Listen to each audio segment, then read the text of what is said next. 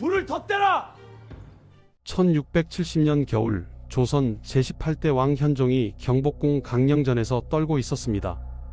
최고급 온돌이 깔린 왕의 침전이었지만 30세의 젊은 왕은 이불 3겹을 덮고도 추위에 떨어야 했습니다.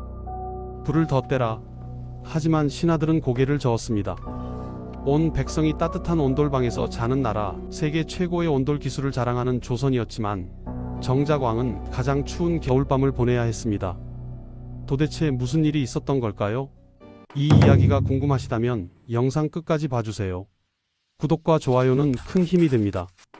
1670년 현종 11년 겨울 한양에는 유난히 매서운 추위가 몰아쳤습니다. 이 해는 조선 역사상 최악의 재앙 중 하나인 경신대기근이 시작된 해였습니다.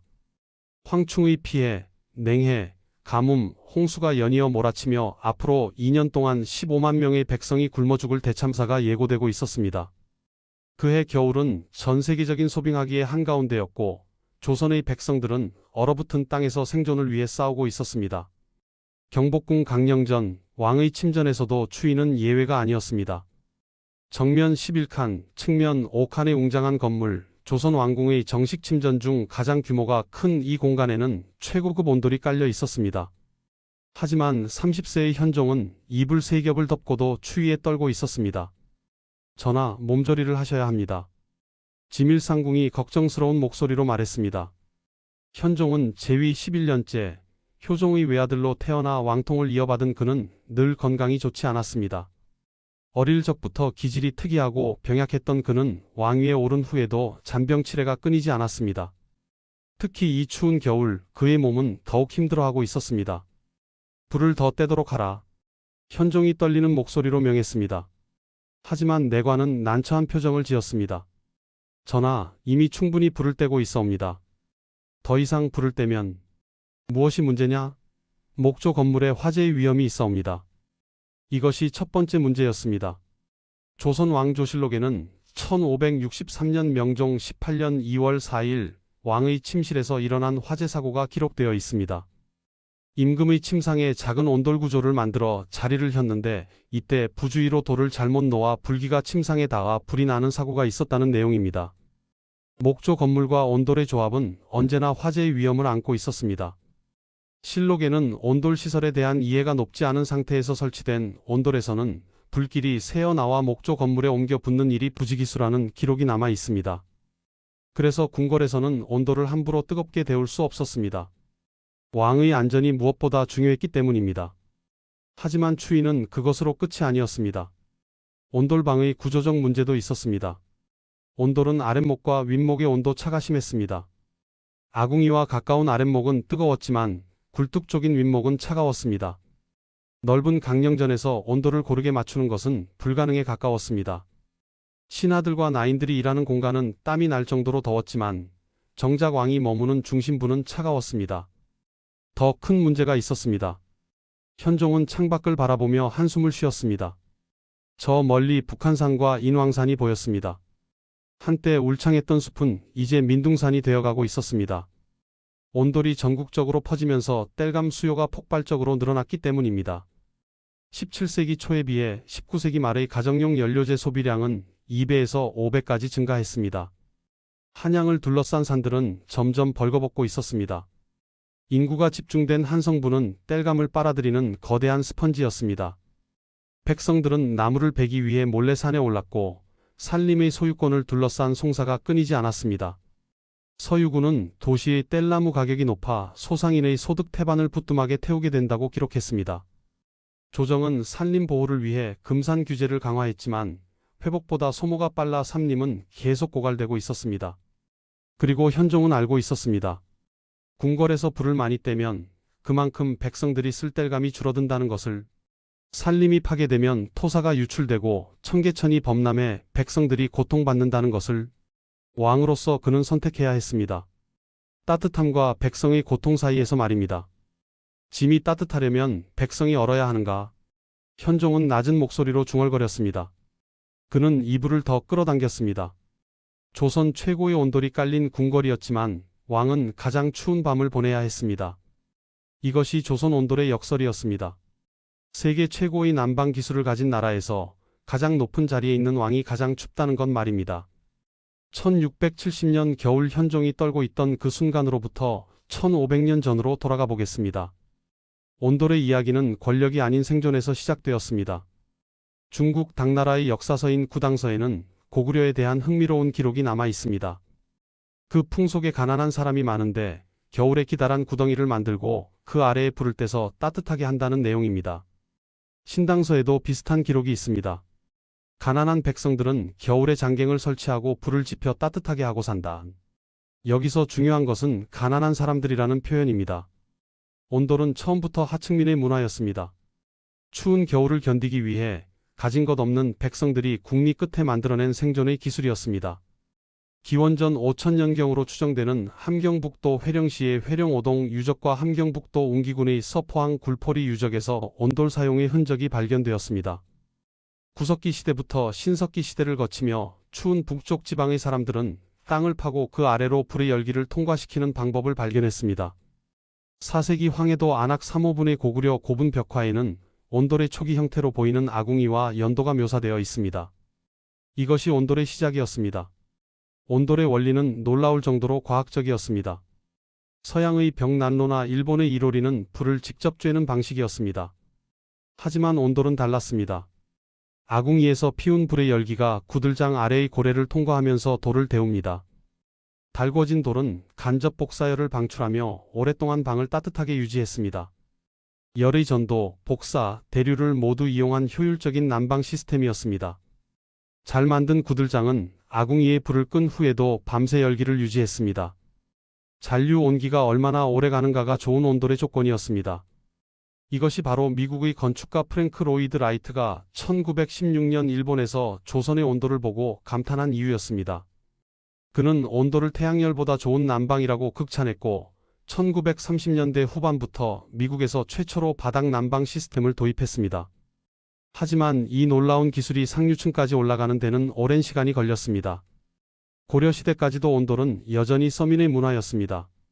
1123년 고려에 온 송나라 사신 서긍이 지은 고려도경에는 서민들은 대부분 흙침상으로서 땅을 파서 화갱을 만들어 그 위에 눕는다고 기록되어 있습니다.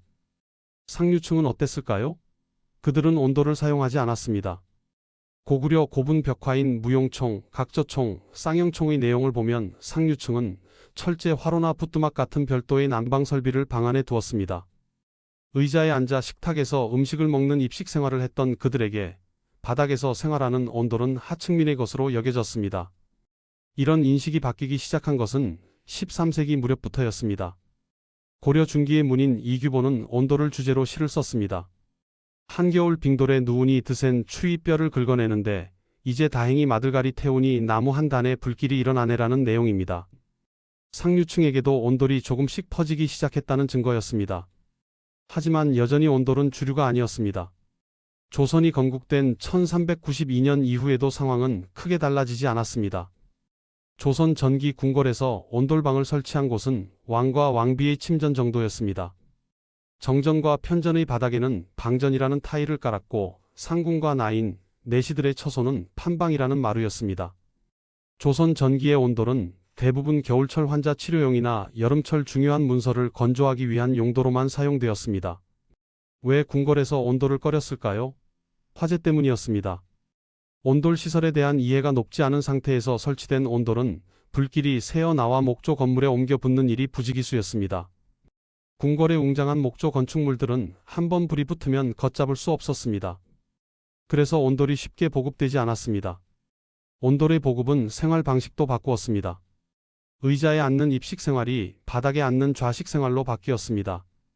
고려시대 귀족들은 의자에 앉아 식탁에 차려진 음식을 먹었는데 조선시대에는 좌식이 퍼지면서 고급스러운 연회에서도 바닥에 앉아서 먹기 시작했습니다.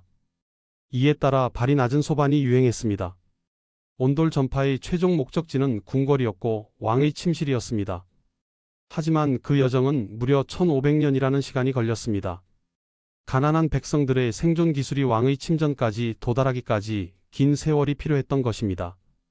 하지만 아무도 몰랐습니다. 온돌이 궁궐에 본격적으로 들어오면서 예상치 못한 재앙이 시작될 것이라는 사실을 말입니다. 변화의 바람은 16세기부터 불어오기 시작했습니다. 전 세계적으로 소빙하기라 불리는 기후 이상이 시작되었습니다. 기온이 급격히 떨어지고 겨울이 유난히 추워졌습니다. 조선에서도 혹독한 추위가 계속되었습니다. 명종시대인 1563년 궁궐에서 중요한 사건이 하나 일어났습니다. 조선왕조실록 명종 18년 2월 4일의 기록입니다. 임금의 침실에서 화재 사고가 있었는데 이때의 정황 설명 중에서는 임금의 침상에 작은 온돌 구조를 만들어 자리를 혔는데 이때 부주의로 돌을 잘못 놓아 불기가 침상에 닿아 불이 나는 사고가 있었다. 왕의 침실에서 온돌로 인한 화재가 발생한 것입니다. 다행히 큰 사고로 이어지지는 않았지만 이 사건은 궁궐에서 온돌 사용을 더욱 조심스럽게 만들었습니다. 목조 건물과 온돌의 조합은 언제나 위험했습니다. 하지만 추위는 점점 더 심해졌습니다. 16세기와 17세기를 거치면서 소빙하기는 절정에 달했습니다. 백성들은 추위에 떨었고 온돌 없이는 겨울을 견디기 어려웠습니다. 서서히 온돌은 계층을 뛰어넘어 퍼져나가기 시작했습니다. 선조시대 명신인 이원익의 언급에서도 온돌이 나오는 것처럼 궁궐 안에서는 선조 연간의 온돌방이 대폭 늘어난 것으로 보입니다. 하지만 여전히 제한적이었습니다. 결정적인 변화는 임진왜란 이후에 일어났습니다. 1592년부터 1598년까지 7년간의 전쟁으로 궁궐이 불타고 많은 건물이 파괴되었습니다. 광해군대에 창덕궁과 창경궁을 수리하면서 온돌이 본격적으로 설치되기 시작했습니다. 인조실록 2년 3월 5일의 기록에는 놀라운 내용이 담겨 있습니다. 광해군 때에 이미 4대 부의 종들이 사는 방조차 모두 온돌인데 나인들이 판방에서 지내는 것이 좋지 않다 하여 나인들의 방도 온돌방으로 바꾸었다는 내용입니다. 1624년 드디어 궁궐의 온돌의 보급이 완료된 것입니다. 4대 부의 종들까지 온돌방에서 지내는데 왕을 모시는 나인들이 판방에서 지낸다는 것이 말이 되지 않았던 것입니다. 하지만 온돌이 완비된 후에도 문제는 남아 있었습니다. 땔감에 비용이 많이 들어가는 것에 대한 회의도 있었습니다. 하지만 이미 따뜻한 온돌방에 익숙해진 사람들은 다시 이전과 같이 마루방의 생활로 돌아갈 수 없었습니다. 17세기는 조선 역사상 가장 혹독한 시기 중 하나였습니다. 전쟁의 상처가 채 아물기도 전에 자연재해가 연이어 몰아쳤습니다. 1636년부터 1637년까지는 병자호란이 있었습니다. 청나라의 침입으로 인조는 남한산성에서 47일간 항전했지만 결국 항복했습니다. 조선은 청나라에 복속되었고 인조의 두 아들인 소현세자와 복림대군은 청나라 심양으로 볼모로 끌려갔습니다. 1641년 바로 그 심양의 질관에서 한 아기가 태어났습니다. 복림대군과 풍한 부부인 장씨 사이에서 태어난 이 아기가 바로 훗날의 현종입니다. 조선 역대 임금 중 유일하게 외국에서 태어난 왕이었습니다. 1645년 소현세자가 귀국 직후 의문의 죽음을 당하면서 복림대군이 왕세자로 책봉되었습니다. 그와 함께 현종은 원손이 되었습니다. 1649년 인조가 승하하고 효종이 즉위하면서 1651년 현종은 11세의 나이로 왕세자가 되었습니다. 이때부터 그는 조선의 미래를 짊어질 운명이었습니다. 하지만 현종이 왕위에 오를 1659년 그리고 그가 가장 추운 겨울을 맞이할 1670년까지 조선은 계속해서 시련을 겪어야 했습니다. 추위는 점점 더 심해졌고 온돌의 수요는 폭발적으로 늘어났습니다. 경기도 양주 회암사지 유적을 보면 조선시대 온돌이 얼마나 확산되었는지 알 수 있습니다. 한 건물지에 온돌방이 2개에서 3개까지 있었고 온돌방의 규모도 정면 1칸 측면 1칸에서 정면 4칸 측면 3칸까지 다양했습니다. 서울 공평구역에서 발굴된 주거 유적을 보면 온돌방의 수가 조선 건국 시기에 9개였던 것이 현대에 가까운 층에서는 50개로 증가했습니다. 온돌 보급이 얼마나 확산되었는지 보여주는 증거입니다. 하지만 흥미롭게도 문헌상으로 보면 민간에는 일찍 온돌이 보급되었지만 상류주택이나 궁궐에는 늦게 확산된 것으로 추측됩니다. 화재의 위험과 비용 문제 때문이었습니다. 온돌의 확산은 17세기 내내 계속되었습니다. 소빙하기의 추위 속에서 온돌 없이는 겨울을 견딜 수 없었습니다. 하지만 아무도 예상하지 못했습니다. 온돌의 확산이 조선의 산림을 황폐화시키고 그것이 다시 백성들의 삶을 위협할 것이라는 사실을 말입니다. 그리고 그 중심에 왕이 서 있을 것이라는 사실도 말입니다. 1563년 명종 18년 2월 4일 궁궐에서 비명소리가 들렸습니다. 불이야, 불이야. 왕의 침실에서 연기가 피어올랐습니다. 내관들이 황급히 달려들어 불을 껐지만 순간 궁궐은 공포에 휩싸였습니다. 조선 왕조실록은 이 사건을 상세히 기록하고 있습니다. 임금의 침상에 작은 온돌 구조를 만들어 자리를 혔는데 이때 부주의로 돌을 잘못 놓아 불기가 침상에 닿아 불이 나는 사고가 있었다. 다행히 왕은 무사했습니다. 하지만 이 사건은 온돌의 위험성을 적나라하게 보여주었습니다. 온돌 시설에 대한 이해가 높지 않은 상태에서 설치된 온돌은 언제든 화재의 위험을 안고 있었습니다. 실록의 기록은 계속됩니다. 온돌 시설에 대한 이해가 높지 않은 상태에서 설치된 온돌에서는 불길이 새어나와 목조 건물에 옮겨 붙는 일이 부지기수여서 온돌이 쉽게 보급되지 않았다. 궁궐의 건물들은 모두 목조였습니다. 거대한 기둥들, 정교한 단청, 아름다운 처마, 이 모든 것이 불에는 취약했습니다. 한번 불이 붙으면 삽시간에 번져나갔습니다. 1553년 명종 8년에는 강령전이 불에 탔습니다. 이듬해 중건했지만 10년도 지나지 않아 다시 화재의 위험에 노출된 것입니다. 궁궐의 관리들은 항상 긴장해야 했습니다. 특히 온돌을 사용하는 겨울철에는 더욱 그랬습니다. 정조 때에는 멸화대용이라 하여 궁궐 곳곳에 큰 물동이를 배치했습니다. 화재 발생 시 방화수로 쓰기 위해서였습니다. 화마가 물에 비친 자기 얼굴을 보고 놀라 달아가게 한다는 의미도 있었지만 실질적으로는 소화 장비였습니다. 하지만 이런 대비에도 불구하고 화재는 끊이지 않았습니다. 온돌의 구조 자체가 문제였습니다. 아궁이에서 피운 불은 구들장 아래의 고래를 통과해 굴뚝으로 빠져나갑니다. 이 과정에서 구들장과 방바닥이 갈라지거나 깨지면 연기가 올라왔습니다. 연기만이 아니었습니다. 불꽃이 튀어나오기도 했습니다. 목조 건물에서 이것은 치명적이었습니다. 돌을 잘못 놓으면, 진흙을 제대로 바르지 않으면, 고래가 막히면 모든 것이 화재로 이어질 수 있었습니다. 그래서 궁궐에서는 온돌을 설치할 때 최고의 장인들을 불렀습니다. 돌 하나하나를 신중하게 고르고 고래를 정교하게 만들고 진흙을 꼼꼼하게 발랐습니다. 하지만 아무리 잘 만들어도 위험은 여전했습니다. 세월이 지나면 돌이 갈라지고 진흙이 떨어져 나갔습니다. 정기적인 보수가 필요했지만 그것조차 쉽지 않았습니다. 왕이 거처하는 공간에서 함부로 공사를 할 수 없었기 때문입니다. 온돌의 또 다른 문제는 온도 조절이었습니다. 아랫목과 윗목의 온도 차가 심했습니다. 아궁이와 가까운 아랫목은 뜨거웠지만 굴뚝 쪽인 윗목은 차가웠습니다. 이 온도 차는 때로 20도 이상 벌어졌습니다. 넓은 궁궐 건물에서는 더욱 심했습니다. 강령전처럼 정면 11칸, 측면 5칸의 큰 건물에서 온도를 고르게 맞춘다는 것은 불가능에 가까웠습니다. 그래서 아궁이를 여러 개 만들었습니다. 하지만 아궁이가 많아질수록 화재의 위험도 커졌습니다. 그리고 땔감도 그만큼 많이 필요했습니다. 궁궐에서는 심옥을 곡물로 제공하는 기인이라는 사람들이 땔감과 숯을 공급했습니다. 하지만 수요를 따라가기가 점점 어려워졌습니다. 특히 겨울철에는 온 궁궐에서 불을 떼야 했습니다. 왕과 왕비의 침전뿐만 아니라 상궁과 나인들의 방, 내시들의 처소, 온갖 정각과 행각에서 불을 피웠습니다. 하루에 소비되는 땔감의 양은 어마어마했습니다. 민간에서도 상황은 마찬가지였습니다. 온돌이 널리 보급되면서 땔감 수요가 폭증했습니다. 17세기 초에 비해 19세기 말의 가정용 연료재 소비량은 2배에서 5배까지 늘어났습니다. 조선시대의 땔감은 면포, 쌀과 함께 가장 중요한 생활용품이었습니다. 백성들은 땔감을 구하기 위해 산으로 갔습니다. 나무를 베고 또 베었습니다. 산은 점점 민둥산이 되어갔습니다. 조정에서는 이를 막기 위해 금산 제도를 운영했습니다. 특정 산림은 함부로 벌목할 수 없도록 했습니다. 1788년에는 송금사목이라는 산림법을 제정해 소나무를 보호하려 했습니다.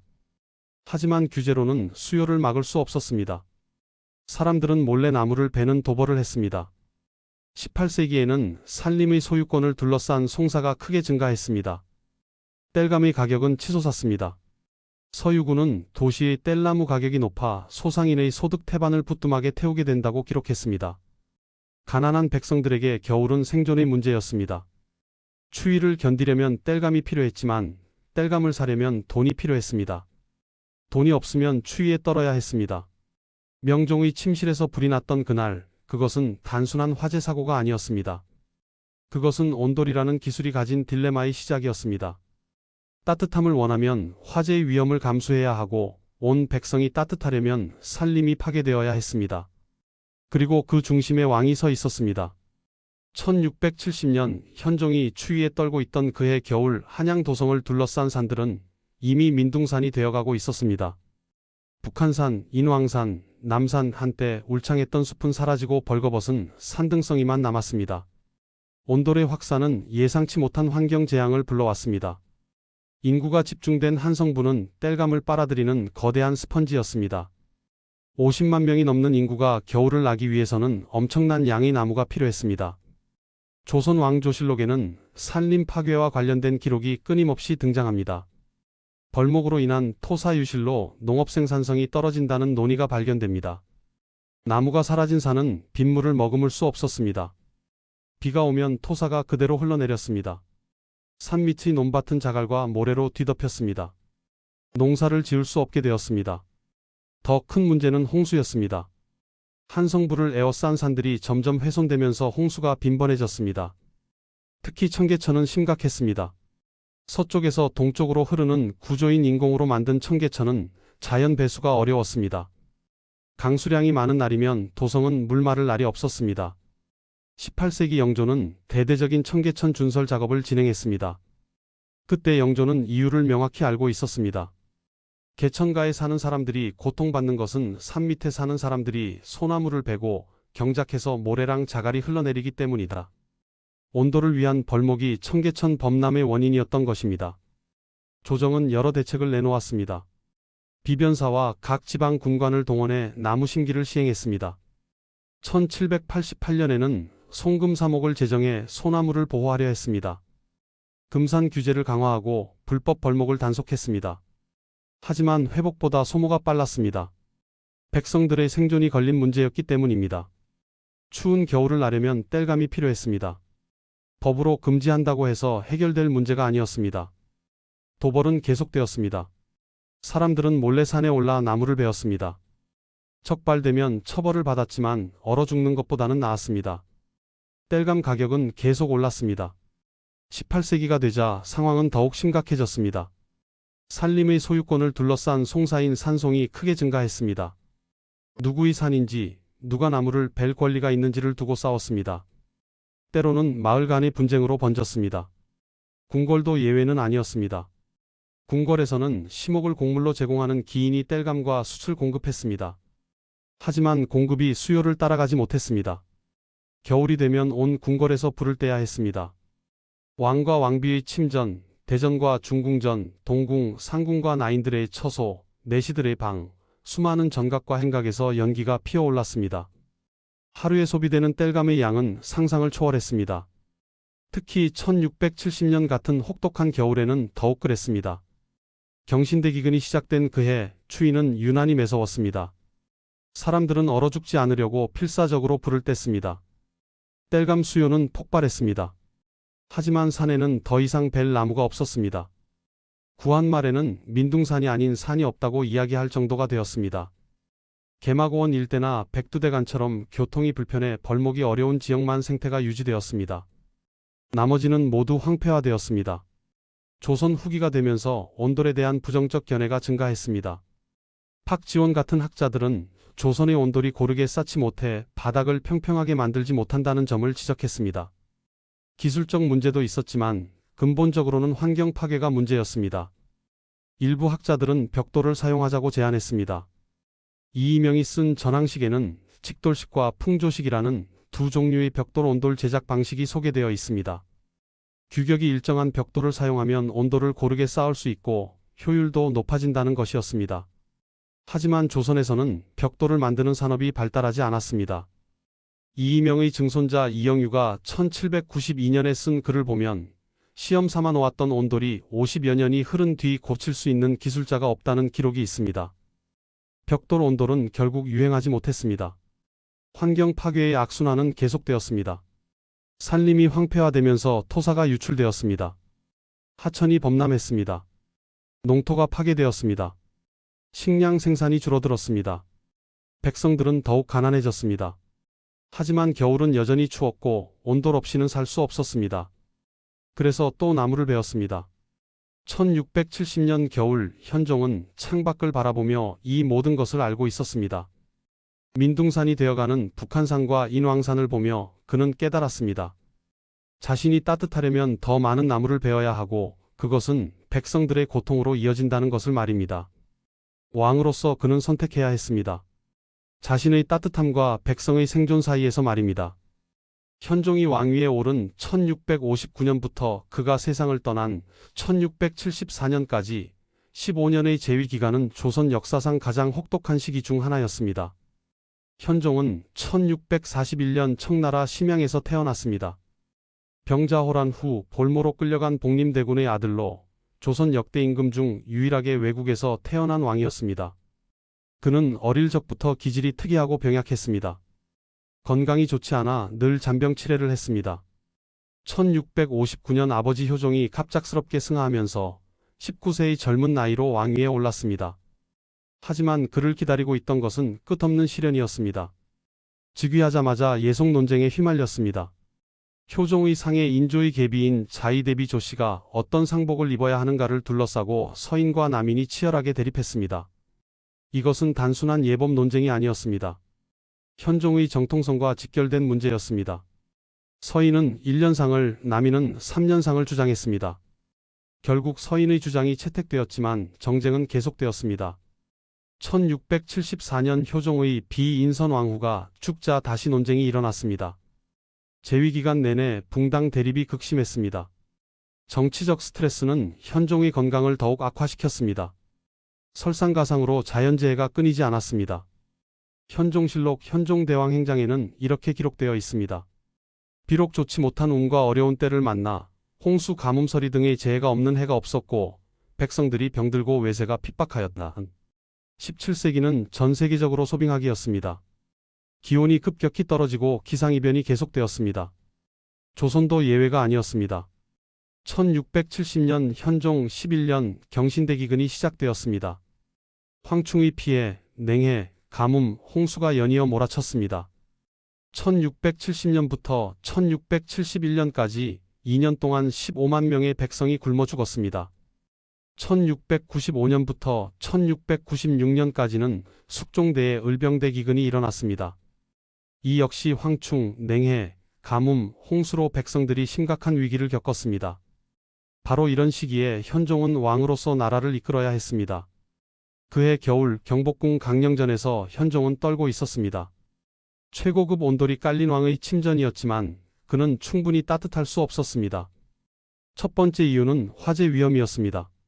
1563년 명종의 침실 화재 사고 이후 궁궐에서는 온돌 사용을 매우 조심스럽게 했습니다. 불을 너무 많이 떼면 구들장이 과열되고 목조 건물에 불이 옮겨 붙을 위험이 있었습니다. 왕의 안전이 무엇보다 중요했기 때문에 신하들은 불을 더 떼는 것을 만류했습니다. 두 번째 이유는 온도 불균형이었습니다. 넓은 강령전에서 온도를 고르게 맞추는 것은 불가능했습니다. 아랫목은 뜨거웠지만 윗목은 차가웠습니다. 신하들과 나인들이 일하는 공간은 땀이 날 정도였지만 정작 왕이 머무는 중심부는 차가웠습니다. 세 번째, 그리고 가장 중요한 이유는 땔감 문제였습니다. 궁궐에서 불을 많이 떼면 그만큼 백성들이 쓸 땔감이 줄어들었습니다. 현종은 창밖의 민둥산을 바라보며 알고 있었습니다. 산림이 황폐화되면 토사가 유출되고 청계천이 범람하고 백성들이 고통받는다는 것을 말입니다. 현종실록에는 이런 기록이 있습니다. 왕은 근심하고 수고함으로써 하늘을 감동시키고 걱정하고 진심으로 아끼면서 백성의 생명을 지켰다. 안으로는 여색의 즐거움을 누리지 않았고 밖으로는 유희나 사냥의 즐거움을 추구하지 않았다. 현종은 조선의 역대 국왕 중 최초로 왕비 외에 후궁을 한 명도 두지 않은 왕이었습니다. 효종의 외아들로 태어나 왕통을 이었고 그 역시 외아들인 숙종을 두었습니다. 훗날 영조는 인조 이후 왕위를 계승한 효종, 현종, 숙종 3명의 왕을 삼종혈맥이라 부르며 자부심을 표현했습니다. 현종은 절제된 삶을 살았습니다. 백성들이 고통받는 시기에 왕이 사치를 부릴 수 없었습니다. 자신이 따뜻하려고 많은 땔감을 쓰는 것도 마찬가지였습니다. 짐이 따뜻하려면 백성이 얼어야 하는가? 현종은 낮은 목소리로 중얼거렸습니다. 그는 이불을 더 끌어당겼습니다. 세 겹이 이불로도 부족했지만 더 이상 부를 때라고 명할 수 없었습니다. 왕으로서의 책임감이 그를 추위 속에 묶어두었습니다. 1666년 현종 7년 청나라는 조선의 칙사를 파견해 유황 보유 사실을 문제 삼았습니다. 칙사는 현종에게 죄를 따져 물으며 대신들의 처형을 요구했습니다. 현종은 북쪽을 향해 땅을 치며 모든 죄는 본인에게 있으니 대신들의 사형을 면해달라고 요구했습니다. 이것이 현종이었습니다. 자신을 낮추고 백성과 신하를 먼저 생각하는 왕이었습니다. 1674년 현종 15년 8월 7일 현종은 대신들을 인견하려 하다가 몸을 가누지 못했습니다. 8월 8일에는 온몸이 불덩이처럼 달아올라 고열에 시달렸습니다. 평생 잔병 치레를 했던 그의 몸은 더 이상 버틸 수 없었습니다. 8월 18일 현종은 33세의 젊은 나이로 세상을 떠났습니다. 재위 15년 그는 조선에서 가장 혹독한 시기를 온몸으로 버텨냈습니다. 하지만 그 과정에서 그 자신은 늘 춥고 아팠습니다.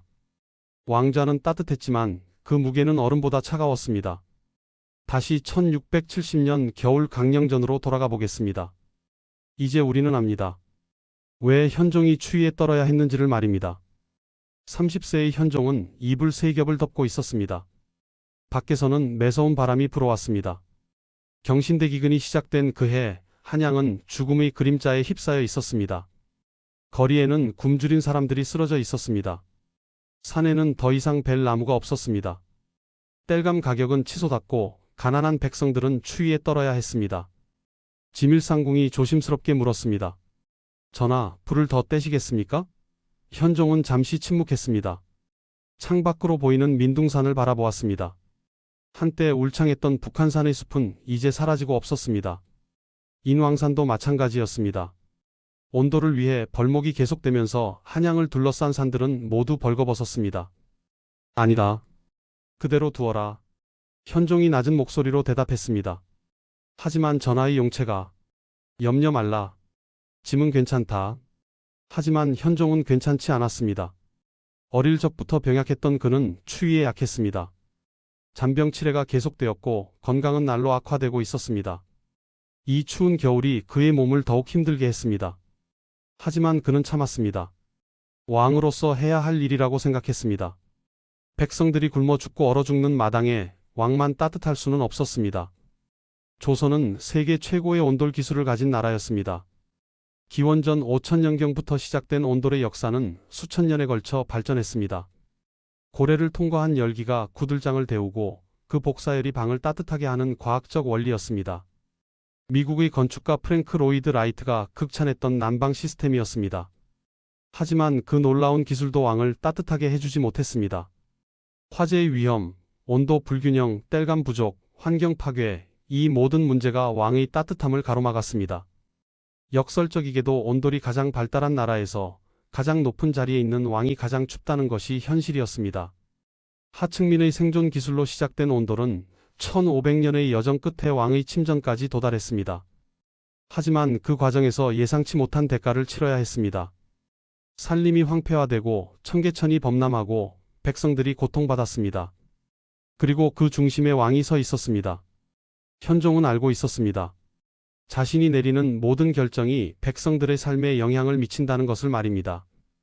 불을 더 떼라고 명하면 그만큼 땔감이 소비되고 산이 더 파괴되고 백성들이 더 고통받는다는 것을 말입니다. 그래서 그는 참았습니다. 이불 3겹으로 추위를 견뎠습니다. 몸이 떨려도 참았습니다. 그것이 왕으로서 할 수 있는 최선이라고 생각했습니다. 1674년 8월 현종은 세상을 떠났습니다. 33세의 젊은 나이였습니다. 평생 건강하지 못했던 그는 15년의 재위 기간 내내 고통받았습니다. 예속 논쟁의 정치적 스트레스, 경신대 기근의 자연재해, 청나라의 압박, 그리고 추운 겨울의 연속이었습니다. 현종이 세상을 떠난 후 외아들 숙종이 왕위를 이었습니다.